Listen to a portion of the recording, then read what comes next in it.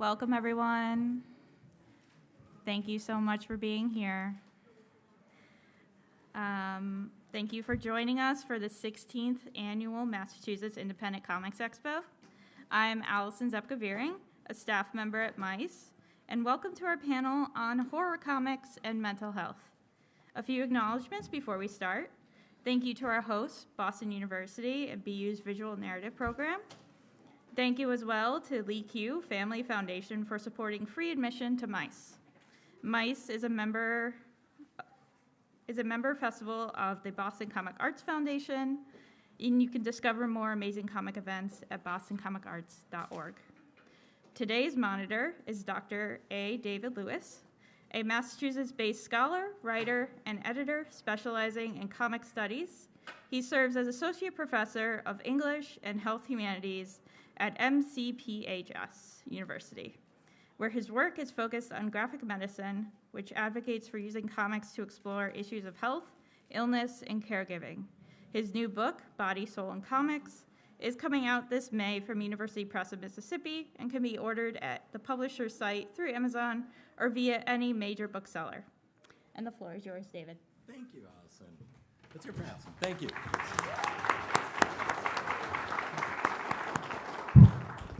Hi there. Thank you for having me back. I love coming to MICE each year.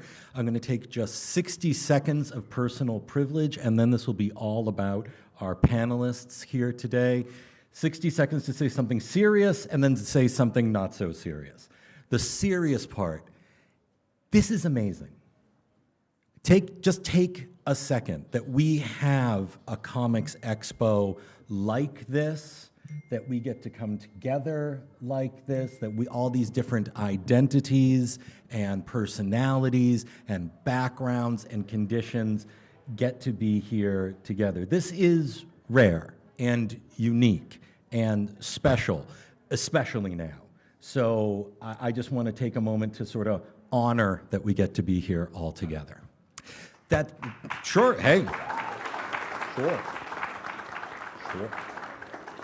That's the serious part. The not so serious part is you're witnessing the debut of the reading glasses.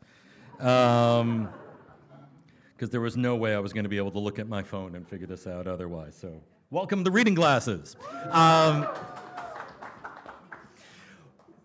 Actually, please welcome our panelists for today, for today's talk on horror comics and mental health. We'll be beginning with an introduction to each one of them. I have a few prepared questions, but I'd really like to use a majority of the time to hear your thoughts and your questions and get the panelists to talk with each other, engage each other, because I am not that interesting. Okay. So first, I would like to introduce Keezy Young, ladies and gentlemen. Sure, yes, interrupt with applause anytime you like. I'm going to do exactly what I tell my students not to do, which is read off the slide. Keezy Young is an award-winning and Eisner and Ignatz-nominated cartoonist and illustrator who writes and draws comics and graphic novels. They enjoy writing mystery, horror, love stories, and ghosts, and their vibrant retro color palettes and strong sense of line work help to bring their stories to life. Their work is character-focused, and they often explore LGBTQIA characters and themes. Mental illness is also an important focus in many of their stories. Outside of drawing and making comics, they spend most of their time watching horror movies, listening to oldies tunes, and waiting impatiently for the sun to come out in the Pacific Northwest. Thank you for being here with us, Keezy. We also want to introduce you to Desolina Greigo. Maybe. Okay. Thank you. She's a cartoonist and illustrator. She's loved stories as long as she can remember, but most of what she makes today revolves around fear, love, and where they meet. She grew up near the Rockies and lives by the Chesapeake. We also have Ingrid Pierre with us. Ingrid Pierre is a designer and artist based in Boston, Massachusetts. She makes autobiographical comics about being multiracial and fictional comics about monsters and feelings. And last but certainly not least, we have Brendan Whipple.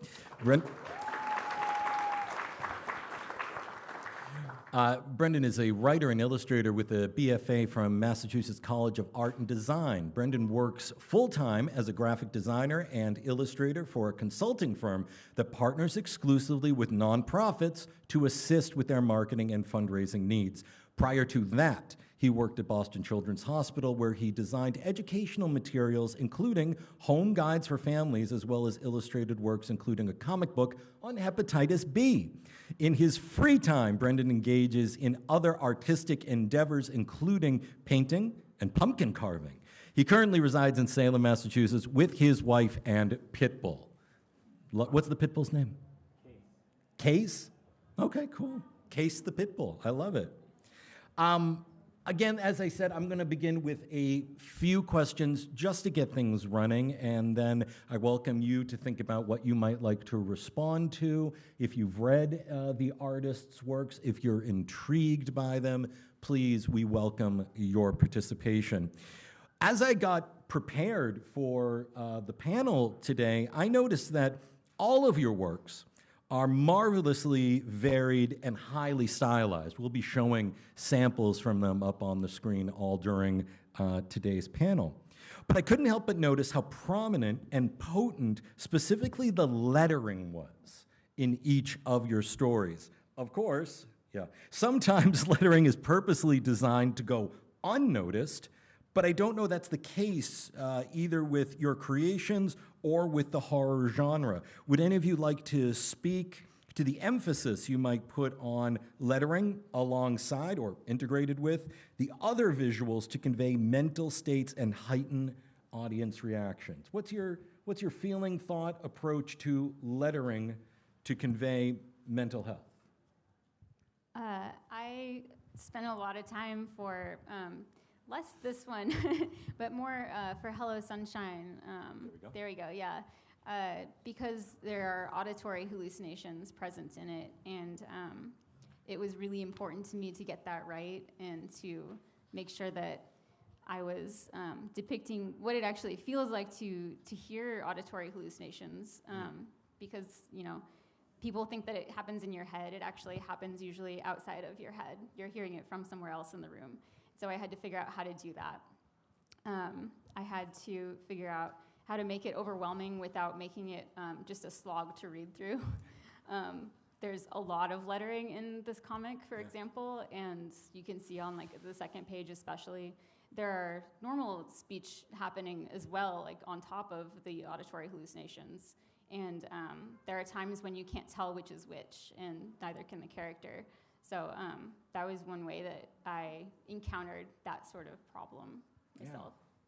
Yeah. And did the rest of you have similar either challenges or opportunities with your lettering? I can speak a little bit to it. I don't know if it relates to mental health as much, but I was very aware of AI in the world now and how it tries to do everything that artists can do. And so long as AI can't feel, and we believe that we're feeling emotional beings, I wanted to make sure that the lettering sort of spoke to that and felt like it was done by a human and came from an emotional place. It's mostly really inspired by the art of Raymond Pettibon, who did a lot of zine and punk work in the 90s and 80s, and so he did a lot of very visceral, emotional things that sort of spoke to the music. Yeah. Brendan, you describe your book, It Must Be Sunny in Hell, as having, quote, horror elements relating to themes of identity and the inability to find safety and security, and the horrors related to the rise of Christian nationalism. It also deals with mental health issues like body dysmorphia, depression, and suicide ideation, close quote. And you've shared that you dealt with depression yourself, so I'm sure there's some autobiographical element to the story, but you also say that it's meant to engage societal issues like transphobia and hate speech. Taken all together, who do you imagine as the primary audience for It Must Be Sunny in Hell? Yeah, so as you said, it's really about trying to find safety for people who feel like there's no place for them on this earth. And it does follow a trans character who's sort of oppressed by her religious upbringing. So one of the primary audiences really is people who experienced religious trauma at some point in their life. But I suppose the most truthful answer is that the primary audience really was me. I created it to find safety for myself. And to say things that I, wish I knew as a teenager, and maybe even forgive my teenage self for not knowing those things.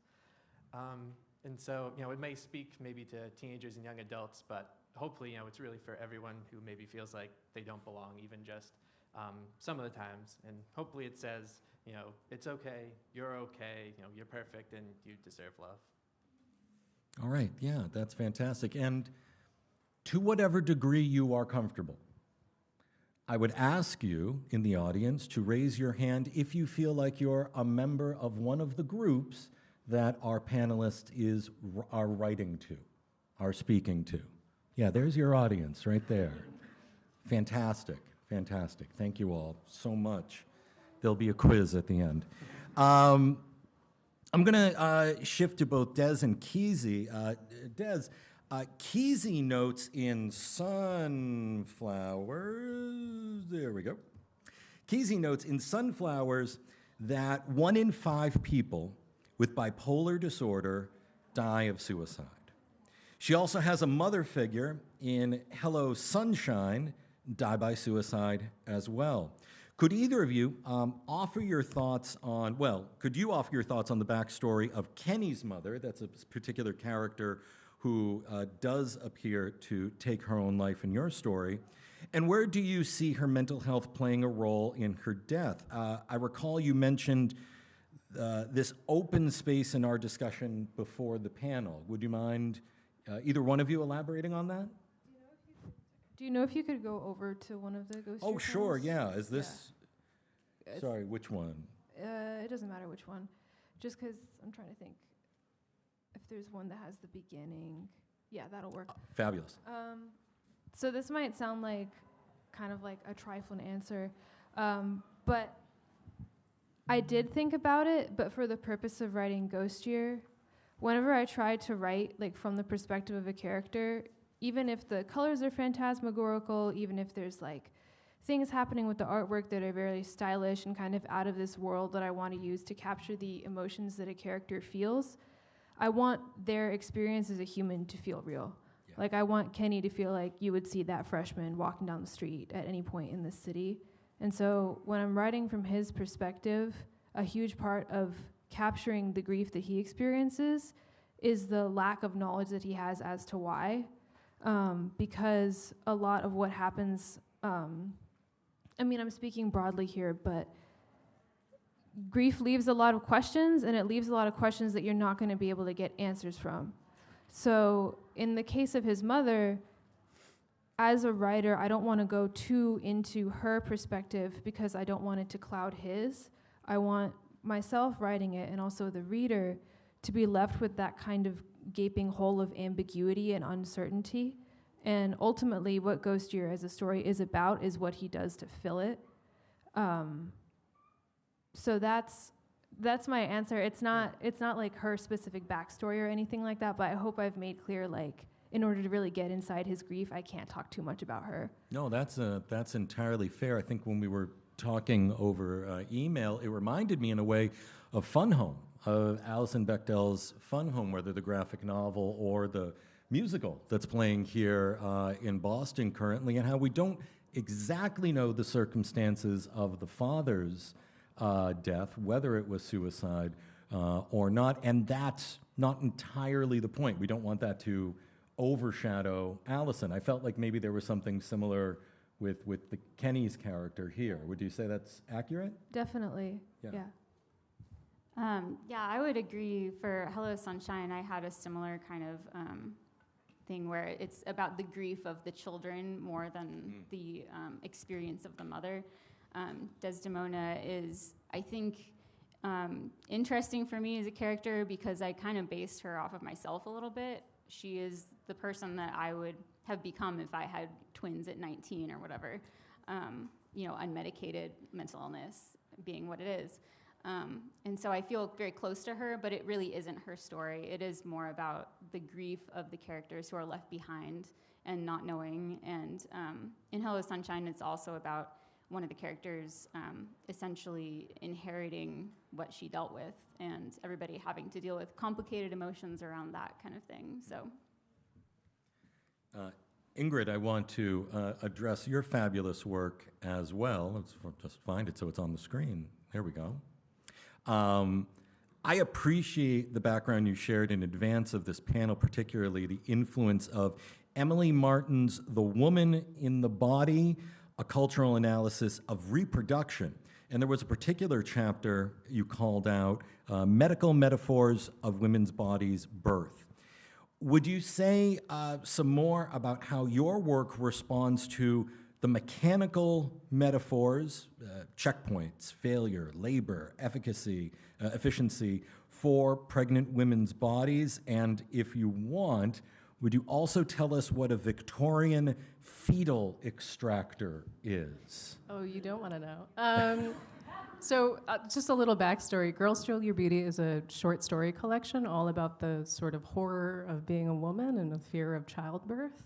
And it really comes from my background. I worked in the pregnancy and fertility space for many years, and I listened to hundreds of women tell me their most harrowing stories all on the journey to becoming a mother.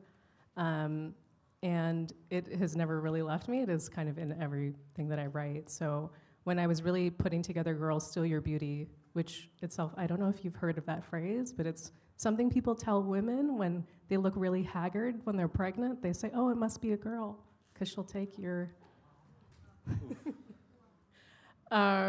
So that basically is sort of that. It's about this sort of sexism in the sort of medical experience of being a woman and how horrifying it is. It takes away your agency. It turns you into a machine with checkpoints. Even the word labor, and your doctor is kind of your like technician and mechanic. Or even in that particular book, even just the concept of menstruation being a failure to become pregnant, as opposed to maybe even the Victorian notion of your courses. Like, of course this will happen. So that's really where almost all of my recent work is coming from. It's those experiences of those women transmitted through those short stories, and also through my own personal horror of it, being a cis straight lady who has to think about it all the time. And you also, I also wanted to focus on another of your works here, Second Form. Men, in this story, men turn monstrous in this story world where it seems everyone has a second form, right? Men and women, yeah. Women, however, seem to have less menacing and more empowering transformations. I think do you call it a subtle form? They're both second forms. Okay. Yeah. So I just wonder if this is any reflection on their internal lives or senses of self. Yeah, for sure. It's a reflection of my internal life. It's really the concept of the second form is just my sort of heavy-handed metaphor for the heteropatriarchy. So young men, when they hit puberty, lots of things happen, and they're capable of strength and also violence. And they're not necessarily allowed to have emotions or feminine qualities. And then also women were expected to become mothers and give birth, and so I use that as the moment that women gain their second form. So the men get these like super mutated monster features that you don't know because they're private and they can do it at will. And it was really just to heighten the gender binary that I think we all have to exist in, unfortunately, and show just how terrifying it is on both sides. And for people across the spectrum. The subtle forms that you refer to is if you're a man and you don't get like super cool claws or wings or something, maybe you just get like an inch taller. And that's a statement of like the spectrum of masculinity too. Fantastic. Thank you so much. I want to bring something to the whole panel, but it comes off of something Brendan said in our lead up. You offered the following thought, quote, I find there to be a link between mental health and horror to the extent that much of the terror and horror comes from the audience recognizing a monster that the characters are unable to see. and its similarity to the struggles of mental health, being ones that individual alone can see and are invisible to, and sometimes thought to be matters of invention by those who don't understand them. So, I mean, you're talking about what's visible to some, what might be preying, that's P-R-E-Y, preying on some quite acutely, and others seemingly unaware of it. I'm wondering if how each of you respond to that observation, that take on horror and how it might externalize something that's quite internal.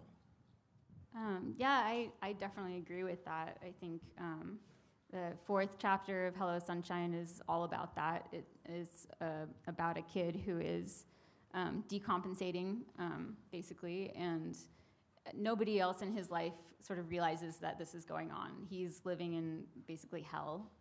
He thinks it's hell, and he's seeing things, he's hearing things that nobody else can see or hear, and they, although they love him, they aren't able to connect with him over that divide. Yeah. And that's kind of what the whole book is about, is trying to figure out how do you connect over that huge divide when somebody's reality is, for one thing, different from everybody else's reality, but also a reality that you've never experienced yourself. Would anyone else like to comment? Or Brendan, did I accurately portray your position here? Yes, I believe so.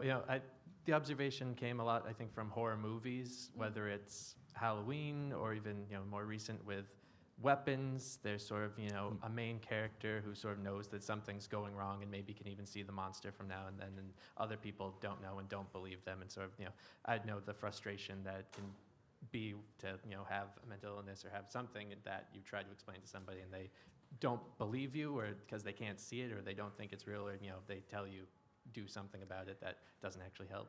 I want to be clear what the smile on my face there was, because that could be very creepy if you don't get the context. I thought, because I was not raised on a lot of horror, I thought of Mr. Snuffleupagus from Sesame Street.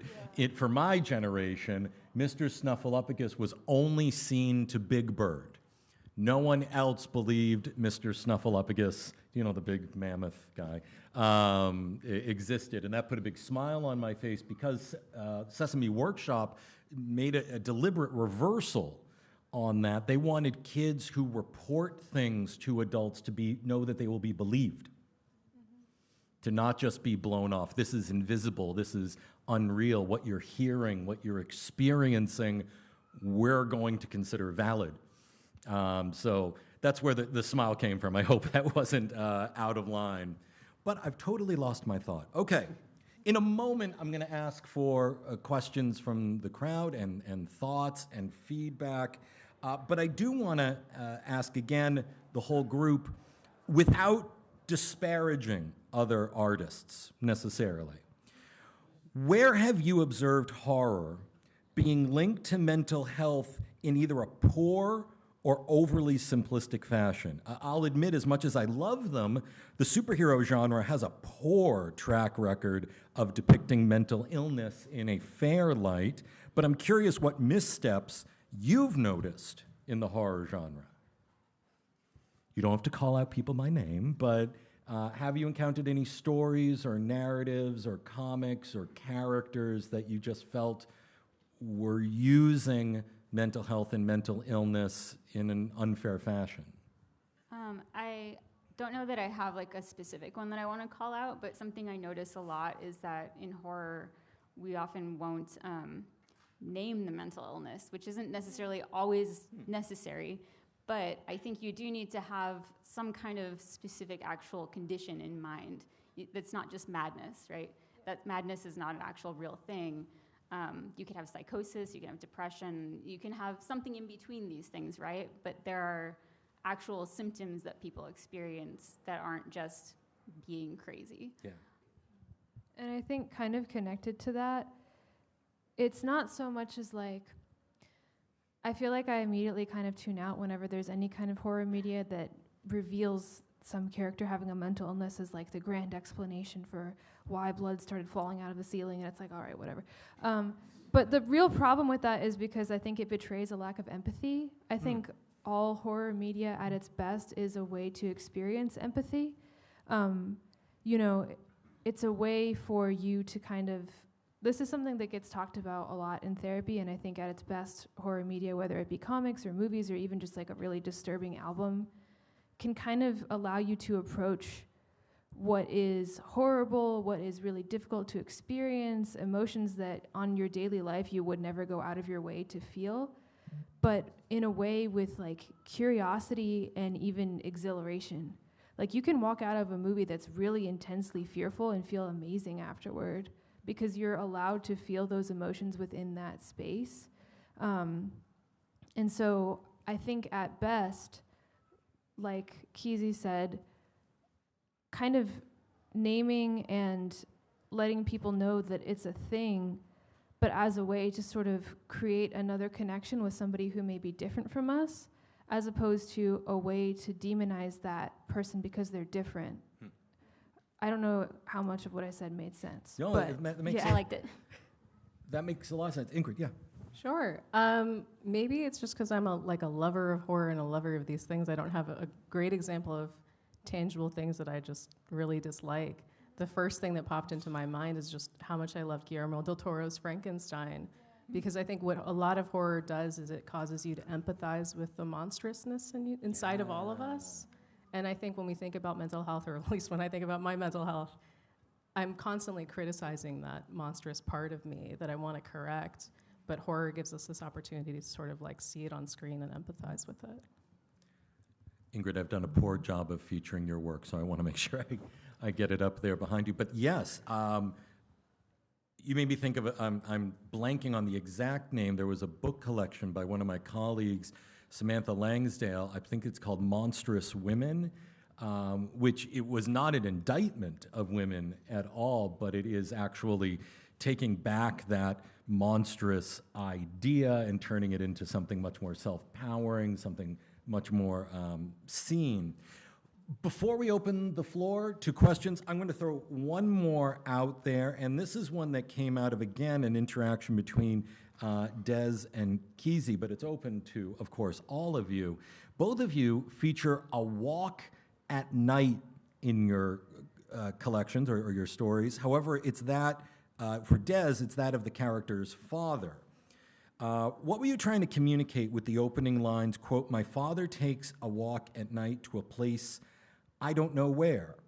Likewise, in Ghost Year, Kenny opts to run away in the early morning before sunrise, advice he had received from his late mother, who died, again, by suicide. Quote, "Mom used to tell me to run, and when I stopped thinking, and when I run, I stopped thinking. Nothing matters. She used to tell me to always stay one step ahead of it. She never told me what it was." Can you tell me, I just found those scenes kind of resonating with each other. I didn't know how prominent they felt to either of you in your storytelling. So with Kenny's, the answer is a bit more straightforward because the very first time that I wrote Ghost Year, I was in high school. I had just moved to a new city. I was not doing great. But I discovered that hard exercise is actually amazing for mental health, and part of the reason for that, whether it be like intense cardio like running or biking or even strength training, is because it just kind of shuts that part of your brain off. And it allows you to experience a sort of physical struggle that you can surmount, whereas mentally, it's like, I don't know, it's like trying to get your arms around like a ball of smoke. Like, you just can't do it.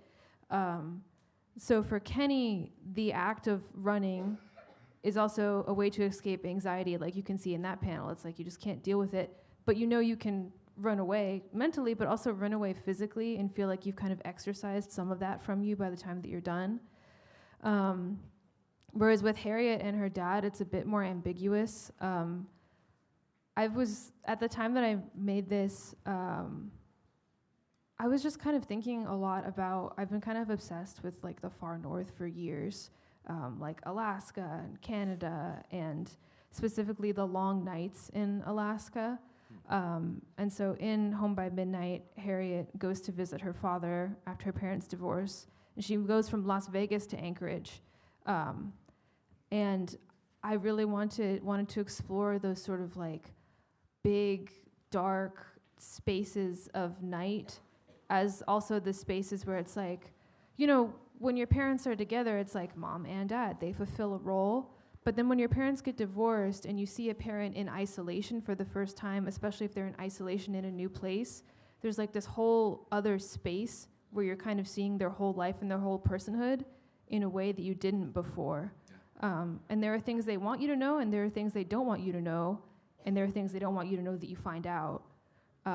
So part of that, he takes a walk to a place at night, I don't know where, is that sort of question of like, I'm seeing this other side of my dad that wasn't visible to me before. I also want to give a shout out to the comic Bad Friends by the Korean artist Anko. I hope I'm pronouncing that right.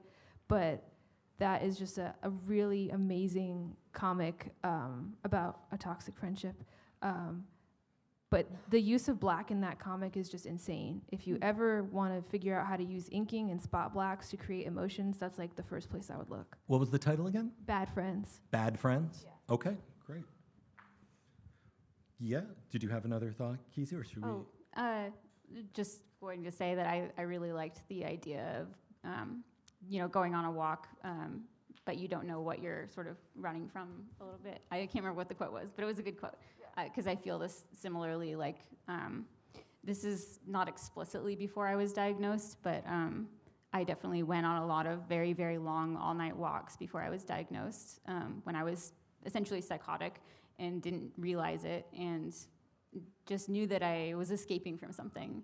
And you know, with mania also, you have a lot of energy, so I was getting rid of some of the energy that way, but I think the pre-diagnosis experience of mental illness is scarier sometimes than the post-diagnosis experience. So, for sure. Okay.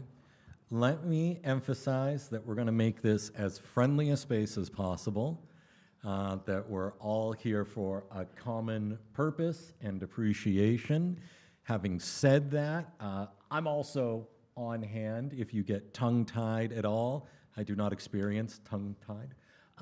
But if you do have a question that you would like to present to the panel, I would welcome them now. And I believe we're going to have volunteers coming around with the microphone so you can be nicely amplified. Can we start with the person wearing the shirt bastard? Okay. So Ingrid and Brennan mentioned that their comics involve some level of intertwining of body and horror. And I was wondering what considerations you take with how that might connect with mental health or mental illness, if any. So the question, I think, was the comics address body horror, right? And then what is body horror's relationship to mental illness, either in your own works or as you see it in the genre? I can start us off. So my particular flavor of mental illness is CPTSD. I grew up in a household that is incredibly chaotic. I grew up with a childhood filled with sort of physical and mental abuse. And so when I think about the body, when I think about my own female body, the person that I think of most is, of course, my mother. And so a lot of the body horror that I'm showing is extremely feminine. It is extremely part of this like very gendered body. But I don't know if that fully answers your question, but to me, the female form is just a site of a ton of horror. And also, I wrote this particular book while I was undergoing my own rounds of IVF. And that was its own sort of like science experiment, Frankenstein thing happening with all my injections and hormones. And so I think that really is inseparable from the work that I've been making lately. All right, can we go to another one of our eager crowd members? Right up front, please. Hi, how are you? I'm curious that artistic expression is a unique opportunity to look into the subconscious. And so in the act of creating art, what has been the most interesting lesson that you learned about yourself? Yeah, okay. So the question, I think, was, what did you learn about yourself in the creation of this art? Yeah? That's a nice one. And how does it reveal or connect to your own mental health? When I was doing Hello Sunshine especially, I actually started doing Hello Sunshine before I did either of my autobio comics, so I know they came out first, but so if you've read my stuff, this is part of the context. But when I started doing it, I had a lot of like internalized sort of nonsense around my mental illness and self-loathing and that kind of thing. And writing a different character, like a separate character from myself, who was experiencing some of these things, helped me kind of realize that I could love somebody who was like me, and that kind of led into maybe I could even love myself, you know. It was a very big leap for me, and I don't think it would have happened without art, basically. Brennan. Yeah, I guess I'll add, when I started writing this, I started to go back through journalings, or some of it's just on the Notes app on my phone. But yeah, I started to discover things that were on the surface that I knew about, that I started to really look into and try to figure out what was underneath in the subconscious. A lot of it was body issues that actually I didn't even really know were there. But some of the lines in the book were ripped right from my journal. One was like, one of the characters says, I wanted to dye my hair not because I don't want to look like everybody else, but because I don't want to look like myself. And then one was, later in the book, a character says, what was it? People look at me so strangely as if I'm not wearing clothes and I'm so unsure of myself, I have to look down to make sure that I am. And those were two lines right from my journal, and I had to, when I was writing it, I sort of was able to weave in sort of what that meant on a deeper level, because I sort of knew those things were happening but didn't really figure out how to deal with that really until I started writing this. I've heard a number of artists talk about comics creation or zine creation or whatever their medium is, that it can be cathartic, that it can let one get something out, but it can also be re-traumatizing. It can also be a delve or an exploration that either they were unprepared for or there's an enormity to it. So I don't like the idea that, art sets us always free. It doesn't always set you free, but it's still worth making. It's still worth doing. Do we have another question up front here? Yeah, Abby, too, yes. Okay. First of all, I want to congratulate the four of you, because what you do is very brave, and that I think feels worth acknowledging that you do that. Absolutely. And share yourselves with us in the way that you do. And I wondered if you, when you're writing your stories, are you thinking about your readership and the impact it may have on your readers? And I don't even know if that's a fair thing to do as a writer of narrative fiction or memoir. I don't know, but I assume some of your readers might be young people. Yeah. So how does that fit in, if it does? And do you hear from your readers? Ingrid had something of a visceral response to your question there. I don't want to lose it. Okay. Yeah. It's really hard to write your truth and always keep your audience or how you'll be perceived when it's happening. Specifically when I'm writing about mothers, and I have a mother, she's alive, she could read. I can't keep her fully in my head. The work will flow out the way it needs to flow out, because it is therapeutic for me to sort of look at word for word, like you said, from your journal or from your memory, what was said to you, and see it on the page and see that as horror. I can't really think, and I have a coworker sitting in the audience, I can't think about my coworker's gonna think about. I put butts in this comic, but really, I think you get the most truth when you are just writing for the audience of one, to start at least.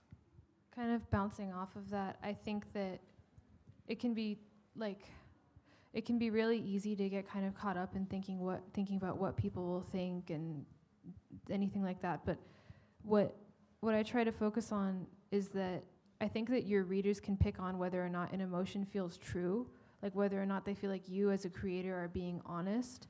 And so whenever I try to, like, whether I'm writing or drawing or anything like that, it's like, am I being honest with myself? Like, does this feel true? Like, does this feel accurate to the situation, and am I getting the entirety of the feeling out? And I feel like if it is, and if I've done that, then the reader will also be able to share in that same emotion. Yeah, I for Hello Sunshine especially, because it is YA, it's written for teenagers specifically. I had a hard time with it a little bit because I wanted it to be very accurate. I wanted it to be genuine to my experience and to others' experiences, but I also wanted to make kids who are either experiencing it themselves, psychosis, or their friends or their family also feel that there was love there. I have love for other people who are experiencing psychosis, and there's not a whole lot out there for kids.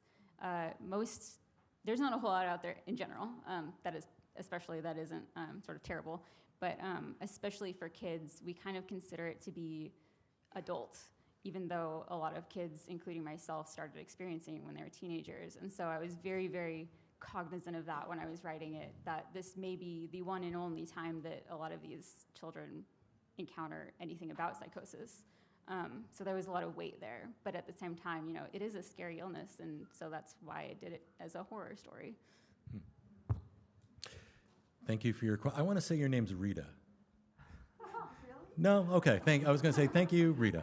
I don't know. They just came out of nowhere. We have so many. I don't want to lose people over here. We're going to go all the way to the back there. Your enthusiasm is wonderful. All these questions are wonderful. I do believe our panelists, I'm volunteering you now, I'm sorry, will be available to talk either at their respective tables or after the panel. But here, just to get this on the screen, is where you can find them after the panel. But let's continue, please. So I have a bit of a storytelling problem, and I could use some help with it. So my wonderful boyfriend here reads all my stories, and every time he looks at me and says, "Why does this have such a sad ending?" When you're writing with like these kind of real dark emotions and feelings, how do you really balance that with, you know, you don't want to just hurt your audience and like throw your trauma at them, but at the same time, you don't want to be dishonest and you don't want to feel dishonest to the themes you're conveying?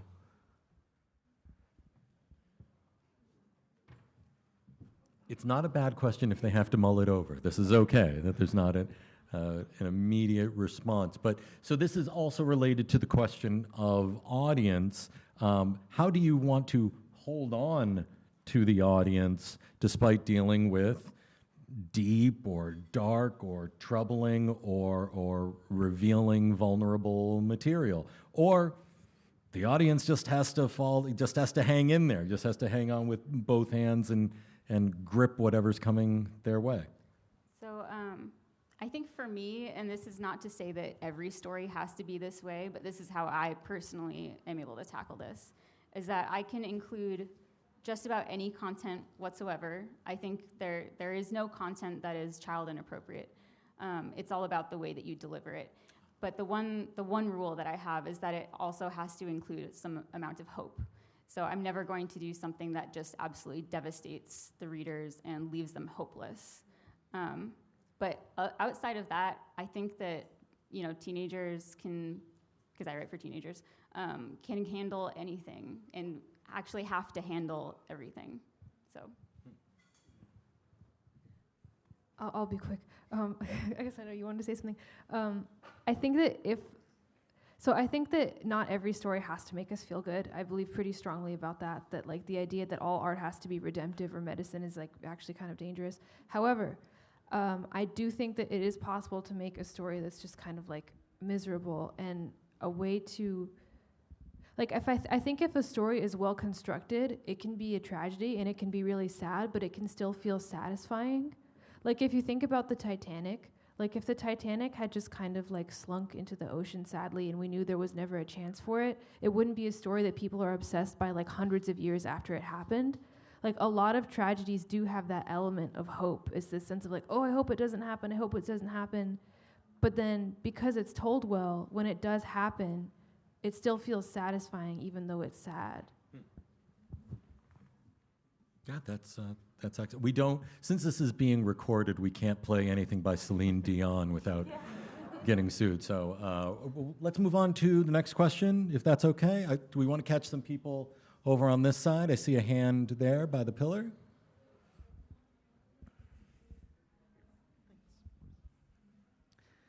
Hi, so this is a pretty open-ended one, but when we're kind of talking about audience and like what monsters or symptoms represent in sort of realistic ways, and we talk about kind of the diversity of especially the readership and kind of being on the outside is kind of a perpetual part of horror. And so just in general, where does kind of societal expectations, whether it's in the form of people supporting themselves in a small community, like, you know, the Hello Sunshine, or more of the knowing that the society might be perpetuating not good things like the Christo fascist thing. So just where generally does society fit in on the writer's expectations for their own story?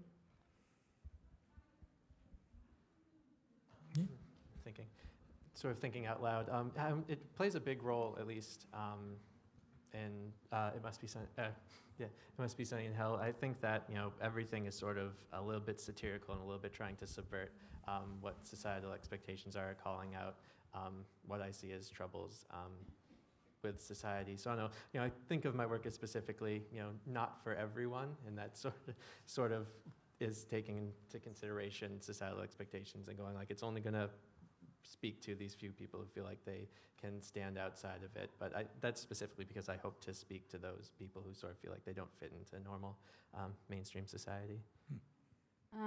Since you mentioned Hello Sunshine, I'll talk about it. I feel like even though it is about this small group of people, you could definitely read this story, and I wrote it a little bit this way, so that the monster it's not the mentally ill person, but it's also not really the mental illness in some ways. It is the stigma around the mental illness. The mental illness isn't good. It's not like a positive thing, but it is something that you can live with. And a lot of the time, if somebody dies of suicide, for example, we think it's just the illness that did it. And there's definitely an element of the illness, obviously, that plays a huge role. But a lot of the time, it's also access to care. It's about societal stigma against whatever illness it is, isolation, all that kind of thing. People not understanding, even if they love you, they might still not understand what you're going through, and that's very isolating. So I think all of these things can contribute. I don't know if that was exactly the answer that you were looking for, but. Yeah, we'll take the next question. On the way there, we'll go down to this individual. I'll just point out that one thing that I tried to read to get prepared for today was an article on understanding psychological horror comics, and there was the suggestion, to your point, that back when the Comics Code was enforced in the 1950s and was promoted by Dr. Frederick Wortham, it was in response to the depths that horror could plumb in looking at society, whereas traditional horror comics showed these external monsters. There was a move to psychological horror comics, which sort of revealed our inner monsters. So I'm wondering, I feel in some ways that ties into your question about what is being revealed about ourselves or our society that then we externalize into a monstrous form for these works. Okay, I said enough to get to the next question, so let's hit it. No, that was perfect, because I'm kind of piggybacking both off of what you just said and what Keezy just said. I wrote it down. Although I'm an aspiring filmmaker, not a comic artist, how do each of you represent the physicality of mental health struggles, either in the form of monsters and creatures, or, like Keezy said earlier, for hearing external voices? And what are some of the techniques you use to create those fears and yet ground them in humanity, much like Del Toro did in the most recent Frankenstein adaptation? Oh, I could talk about monsters all day. Can you put up the Girl Steal Your Beauty slide? Happily. I get to talk about Pokemon. This one here? I asked the right question. This is from the story called Marowak, right? Marowak, which is the Pokemon. evolution of a Pokemon named Cubone, Okay. who, by definition, wears the skull of his mother. You cannot have a Cubone without a dead mom. And so I use that sort of like visceral metaphor to just talk about the sort of sacrifice we expect for women. And also the sort of terror of the gender dynamic of like, everyone tells you to be scared of men. Everyone tells you not to be alone with them. Why? No one will tell me. And then it's because they'll take your skull.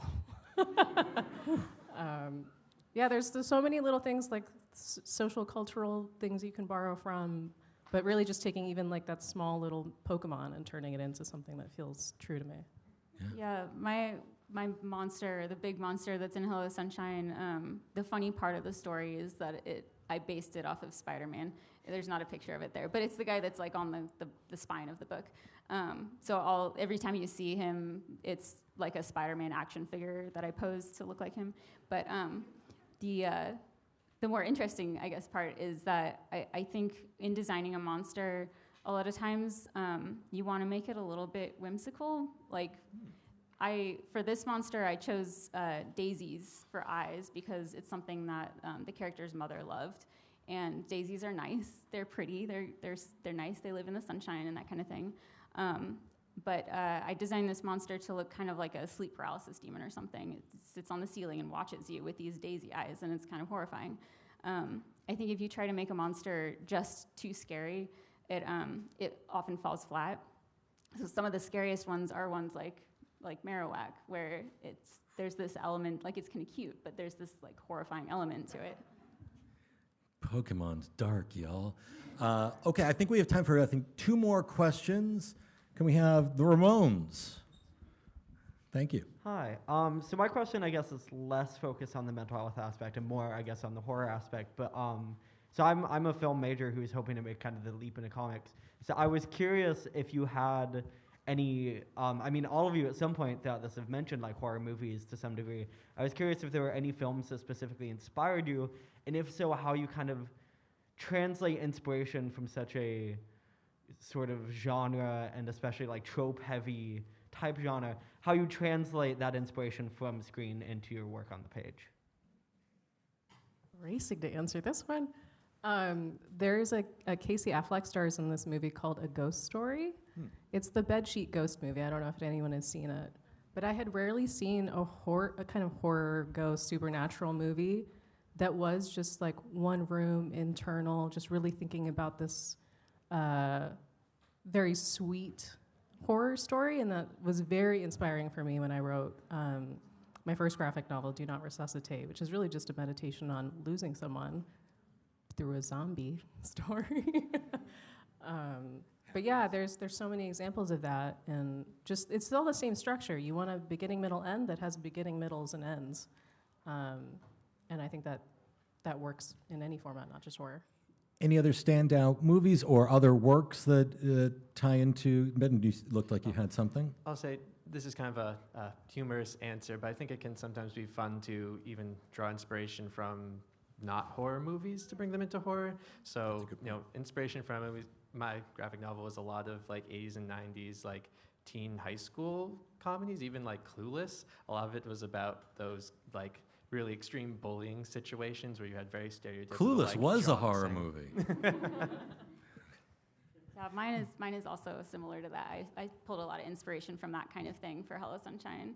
And I think like a big part of my inspiration is like negative inspiration. So I'll seek things that have like, horrible depictions of psychosis in them, a lot of slasher movies, for example, and then get all mad about it and then like take that, energy back to my work. Not to put the pressure on, but who's going to do the last question that we're going to go out on? Oh, look at all the hands disappear now. Oh, we got it right here. We got the brave person right over here. I sometimes like write a lot of stories with like mental health, like just for myself. But like, how do you really know what to like in text? But like, how do you know what to like move into your dialogue and like how to move out? Because I feel like it's so much harder to fit everything onto panels than it is in speech. How do you like decide what you want to include and what you want to leave out? And is that also in terms of what you want to inform the audience about, like how to teach them, or just the experience of the character, what to have like go through their mouth, or? The experience of the character, because like I don't, how to like process the character and make it feel more real in that story. Not like just a picture with some words. This might go back to our lettering question from earlier. What do you show as truly external and being expressed, and what is semi-externalized? It may not be expressed in clear words. Did anyone want to comment on that? Yeah, I'll say, I think whatever you can show without dialogue, I think is a great way just to do storytelling. Recent movie, Good Boy, I don't know if anyone's familiar with it, but there's almost no dialogue at all. It just follows the point of view of a dog and experiencing the monstrosity of its owner sort of dying. But specifically process related, I wrote everything down in a Word document and then was looking at it as I was illustrating it, and then, was cutting things out and seeing, can you still get like the point of what that person's trying to say if I remove this sentence or remove this word and this word. And so I was trying to boil it down to as few words as possible and seeing like if I even remove just one word, does like the essence of what the character is trying to say still ring true? Yeah, I do exactly the same thing. My scripts are much longer than my actual dialogue that ends up in the story. I mean, I will say there's a reason that my book is like 380 pages long, but I also think that you don't necessarily have to include everything that you want to say in one story. I'm going to be continuing to make comics hopefully for the rest of my life, and there will be time to say multiple things. So if you're trying to write like a short comic about, say, bipolar or something like that, you don't have to cover every single thing. You have to choose sort of what your focus is. I think I can safely say that we want to continue seeing comics from all of you. I think I can safely say that we want to see comics from you as well. I'm going to end asking for 2 rounds of applause. Wait, I didn't tell you what for yet. Wow, I can do that? Please applaud. No, the first round of applause for the American Sign Language assistants here today. I think it's wonderful.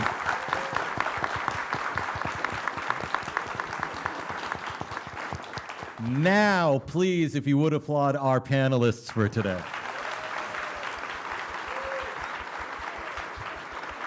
You've all been wonderful. Please continue to enjoy the rest of MICE. We have more programming coming up today, tomorrow. Please fill out a survey. Be well. Nicely done, everybody. Navigated some